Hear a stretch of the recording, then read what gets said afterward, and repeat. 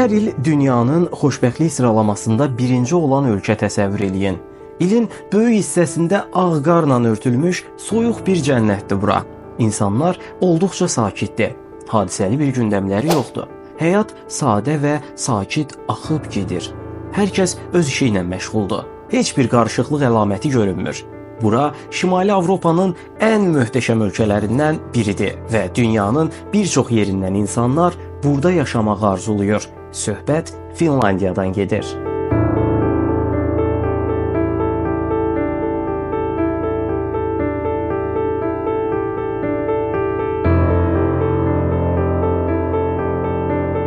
Əhalisinin sayına görə ərazisinin geniş olması ölkədə rifah səviyyəsini artırır və adam başına düşən gəlirin yüksək olmasına səbəb olur. Belə ki, illik 310 milyard dollar daxili ümumi məhsulu əhali sayına böləndə təxminən 60 min dollara bərabər olur. Bu da insanların maddi baxımdan xoşbəxt yaşaması üçün kifayət edir. Amma onların bu qədər rifah içində yaşamasının tək səbəbi adam başına düşən gəlir deyil. Belə ki, dünyanın ən xoşbəxt ölkəsi hesab edilən Finlandiya eyni zamanda dünyanın ən güclü pasportları arasında 3-cü yerdədir.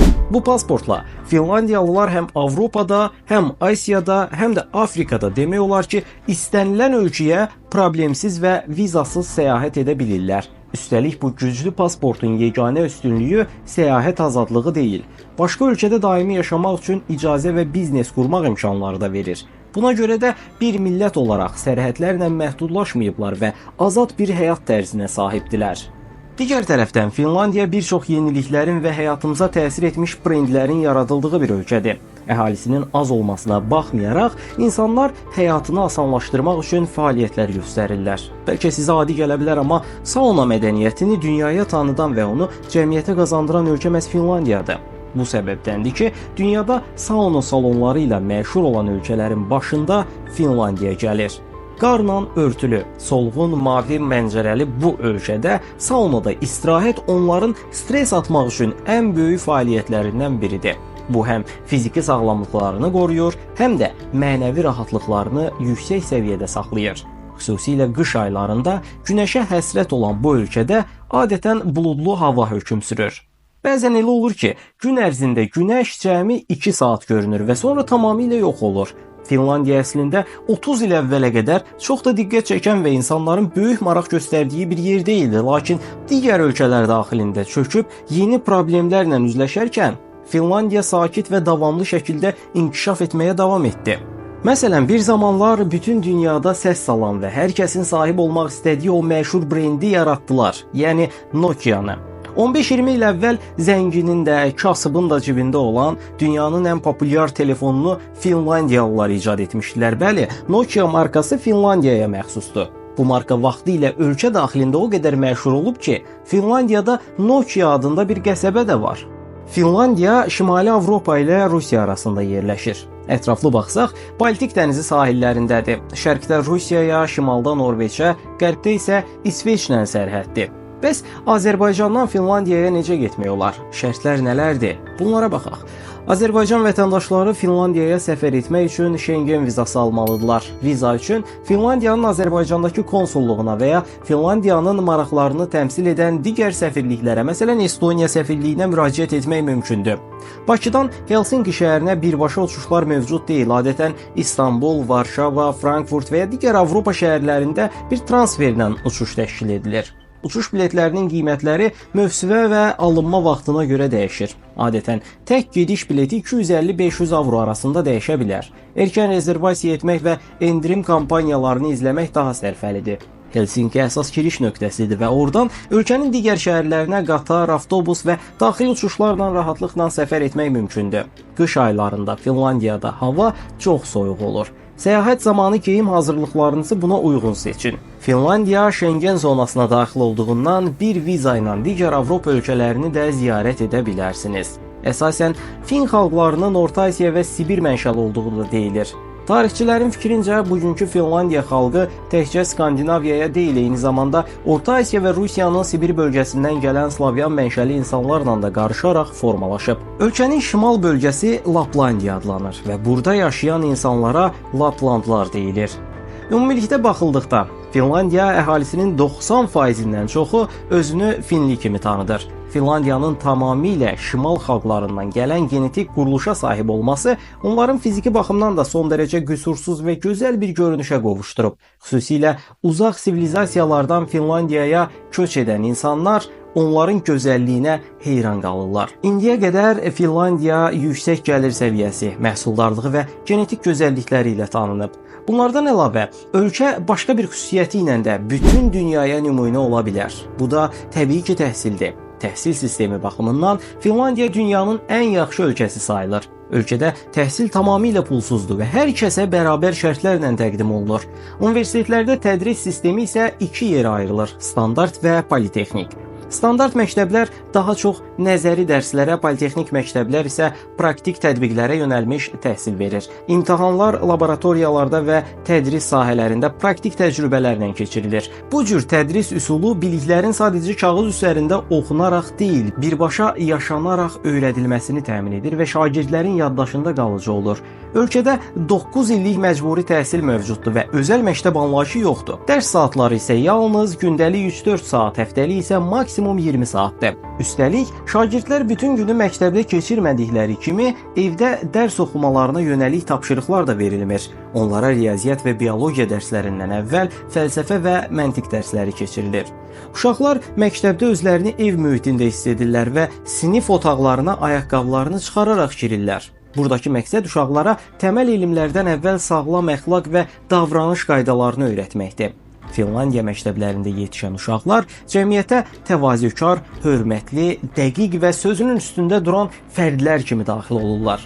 Ölkədə insanlara qarşı güvən yüksəkdir və insanların düşüncə tərzi azad, ürəkləri isə vicdanlıdır. Elə buna görə də ölkədə cinayət halları olduqca azdır. Məsələn, 2018-ci ildə aparılan bir araşdırmaya görə hər 100 min nəfərə cəmi 1,15% cinayət hadisəsi düşüb. Bugün dünyanın ən təhlükəsiz ölkəsi kimi İslandiya, ən təhlükəli ölkəsi kimi isə Əfqanistan göstərilir. Finlandiyaya getdiyinizdə diqqətinizi ən çox çəkəcək məqamlardan biri də şam ağacları olacaq. Ölkədə o qədər çox yaşıllıq və meşə sahəsi var ki, demək olar ki, hər küçə başında şam ağacı yığınanı görə bilərsiniz. Bu ağaclar həm yay, həm də qış aylarında insanlara möhtəşəm mənzərə bəxş edir.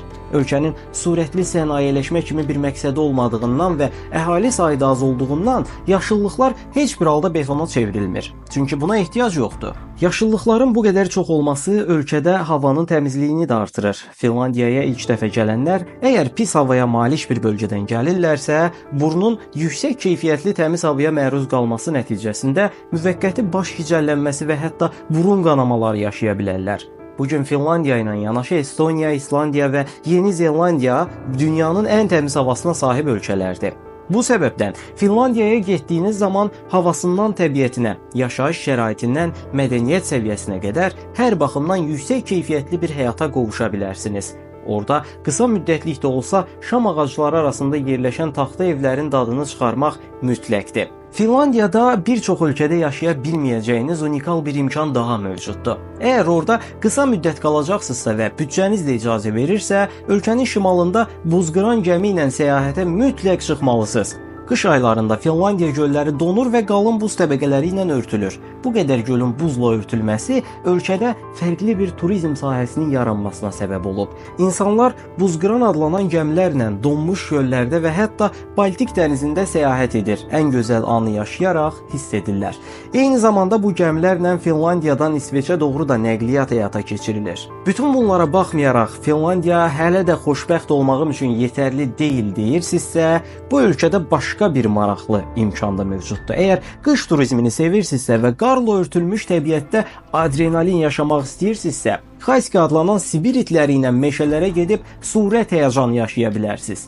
Bu, insana Hollywood filminin içindəymiş kimi hiss etdirir. Mənzərə doğrudan da möhtəşəmdir və Xayskilərin sizi tanımadığınız meşələrin dərinliklərinə aparması həyəcanı daha da artırır. Sibirdən Finlandiyaya gələn biri üçün bu çox xüsusi görünməyə bilər, lakin uzaq bir mədəniyyətdən gələn hər kəs bu hissləri şəxsən yaşamalıdır. Bütün bunların xaricində Finlandiyada gündəlik həyata nəzər yetirsək, onların Avropa Birliyi ölkəsi olduğunu və rəsmi valyuta olaraq avrodan istifadə etdiklərini deyə bilərik.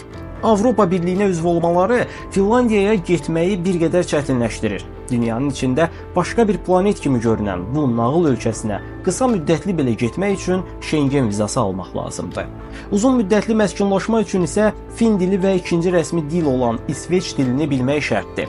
Bu yalnız yerli insanlarla ünsiyyət üçün deyil, həm də iş qəbulu üçün mütləqdir. Məsələn, Finlandiyadan bir iş dəvəti alsanız belə, peşənizi bu ölkədə icra etmək üçün fin dili üzrə imtahanlara girməlisiniz. Elə bir imtahan nəticəsi tələb olunur ki, məsələn, B2 səviyyəsində nəticə almalısınız. Yəni, onların həyatına ortaq olmağın ilk açarı onların dilini bilməkdən keçir.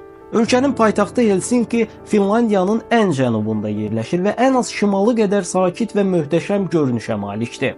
Bu gün Finlandiyada 1 milyon insanı qəbul edə biləcək ölçüdə yeraltı sığınacaqlar var və insanlar mümkün bir fəlakətdə həmin sığınacaqlarda həyata tutunmağa çalışacaqlar. Bundan əlavə, əgər hansısa ölkə Finlandiyaya qarşı hərbi əməliyyat həyata keçirsə, NATO-ya üzv olan digər 30 ölkə Finlandiyanı bütün gücü ilə qoruyacaq.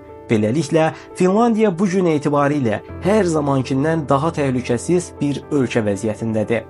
Belə, video haqqında fikirlərinizi və məndən hansı ölkələrdən danışmağımı istədiyinizi şərh bölməsində paylaşmağı unutmayın. Dünyanı birlikdə kəşf edəcəyik. Bu səbəbdən yeni videolarımı qaçırmamaq üçün kanalıma abunə olun. Növbəti videoda görüşənədək sağ olun.